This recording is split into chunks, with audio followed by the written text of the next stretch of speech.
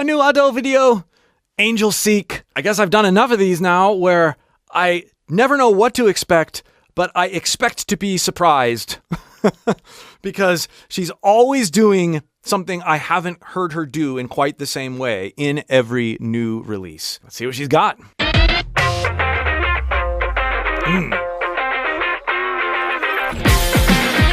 Yes.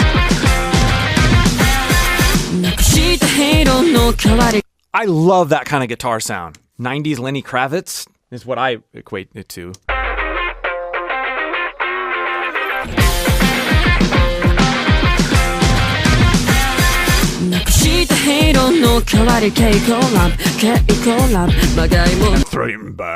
Throaty guitar. Oh.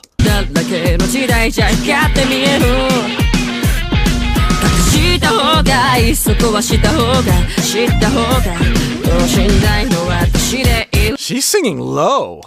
She's got such an amazing range. And notice how warm. It's not like she's reaching for that low note. Lots of times when singers are singing at the bottom of their range, they tend to do this sort of like back off airiness. No, she's developed a really nice resonance and coordination down there. For me, if I go down to the very lowest part, you can hear me, I start to get a little bit more breathy, unless I'm very conscious about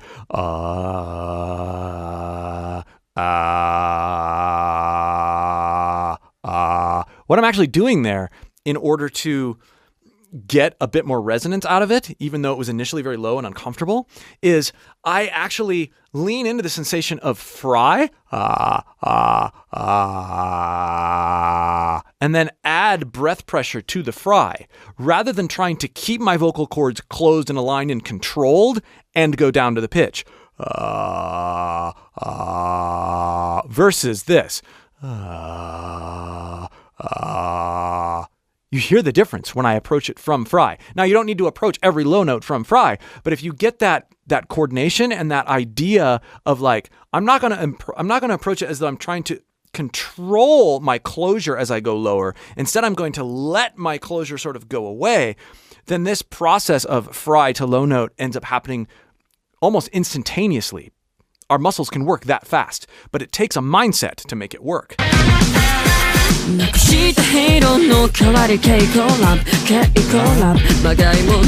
Yeah, right there.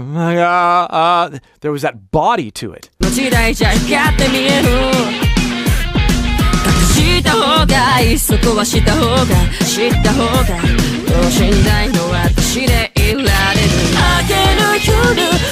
I like how she got so light as she went up there. Oh, that was beautiful.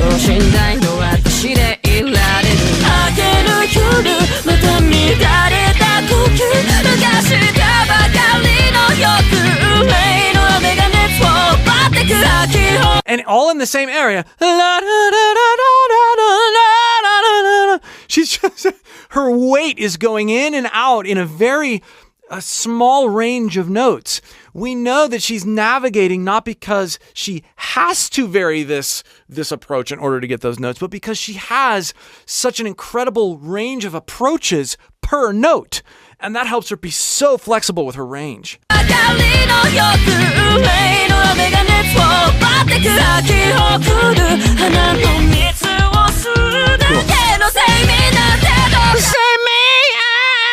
She's got that little compression thing going on. There's at least for my voice, that's a mix. It's like a lighter blend between chest and head voice. But she's actually using the area above her vocal cords, holding back air to the point of creating a little bit of distortion. But she's doing it here. No. Ho!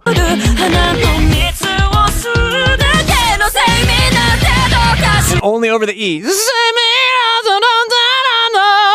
So cool sounding. If you'd like help developing some of these kinds of coordinations in your own voice, it all starts with learning how to support and be attentive to how you place your voice. I can teach you how to do both in my free course, which you can join by clicking the link in the pinned comment or video description. Come join me and I will help you pull sounds out of your voice you never thought were possible.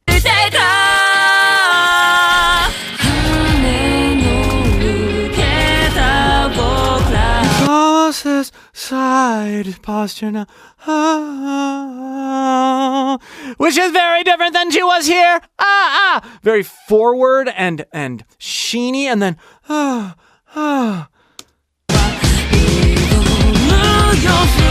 there, she was low for her. Those were the same range of low notes that she was doing before, but there was that sort of breathy draw down to the note rather than find your body through Fry approach, which gives you that brashness down there.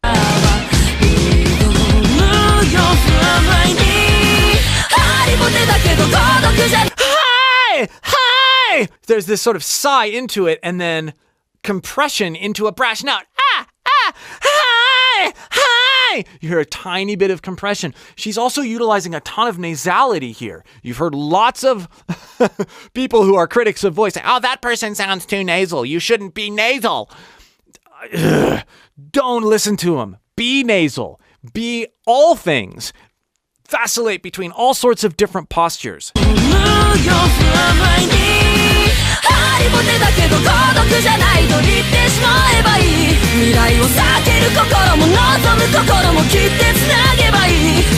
That's a really fast melody.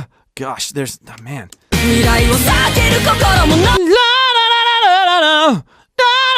It's almost like a run. The melody itself is a run. Wow. And what I also like about this is there's a little bit of imprecision in how she's doing it. They haven't ratcheted her into particular pitches. It's able to be free-flowing and almost frantic because there's imprecise things happening. It's real feeling.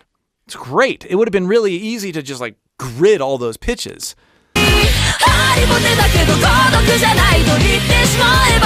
No, there's motion and movement and variance.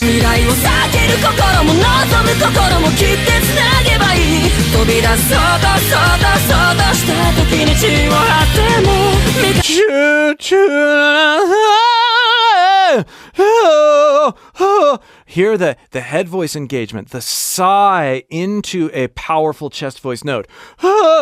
She does that so much.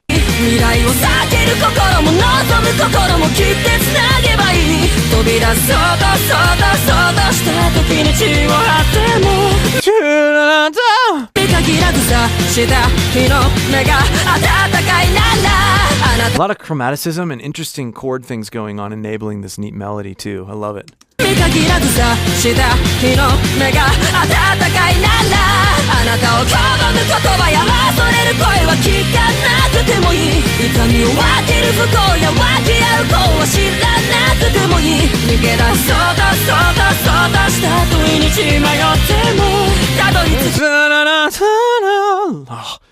Another thing she does so well is put these moments in where she's really giving it to you with intensity, and then she cradles you for a minute, and then comes right back in.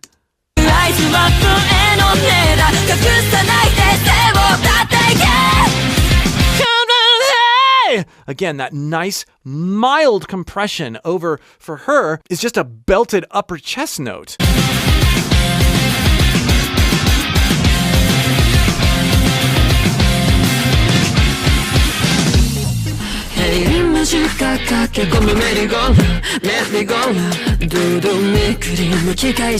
Love the guitar riff.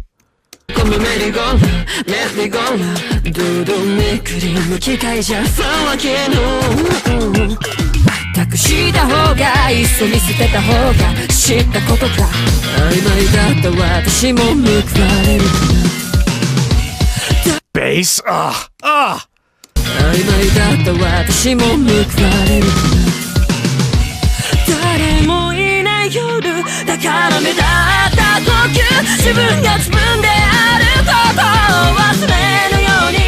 So here she's a bit darker and more covered. Kind of her motherly voice. I'll bet she'll switch over to the more brash voice.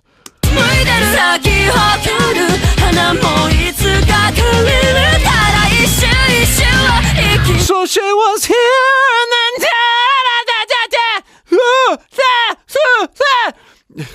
it's not just the vowels, right? She can go through a whole passage and be, oh, down here, a bit more somber, and then la la la la la la la la la. then brash it up. So cool.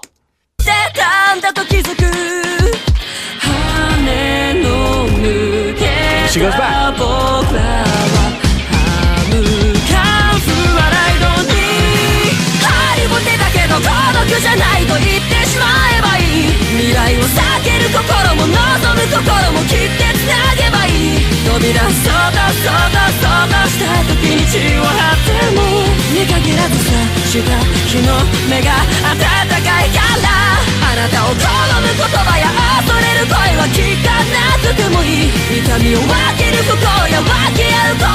There's so many melodic movements happening with all the different guitars and I think synth sounds.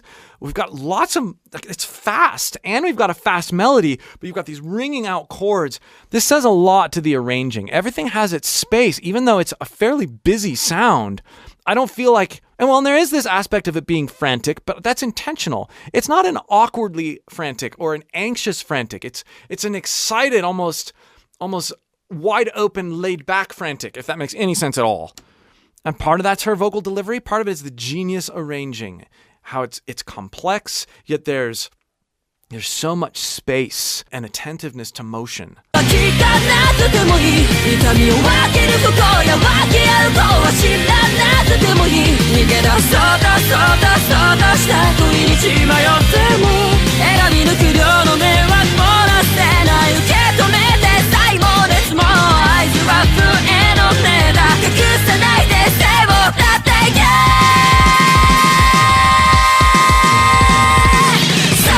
Gotta hear that note again. Just the perfect balance of brashness and that compression that I was talking about.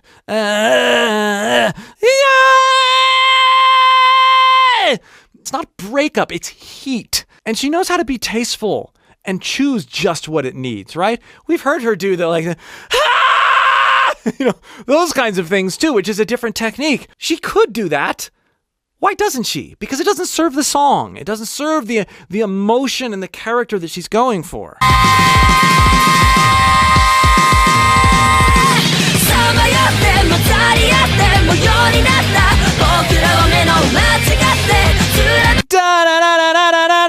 It's an interesting divergence from what we've heard melodically and even chord structurally.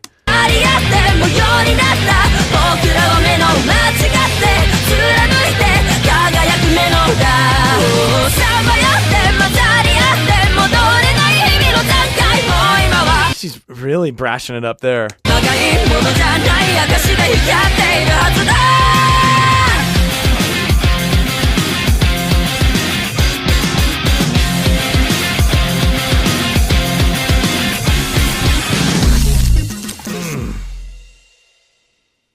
Nil Fruits is the music. I'll have to look that up. Chappie and Zeke. Wow. Thank you for nerding out with me on another Ado track. Which one should I do next? Leave in the comments below your recommendations. Again, if you would like help working on your own voice, being inspired by artists you love, like Ado, and would like to pull out things in your voice you never thought were possible, join my free course by clicking the link below in the pinned comment or video description. And here is my ever-growing playlist of other Ado analysis videos right here.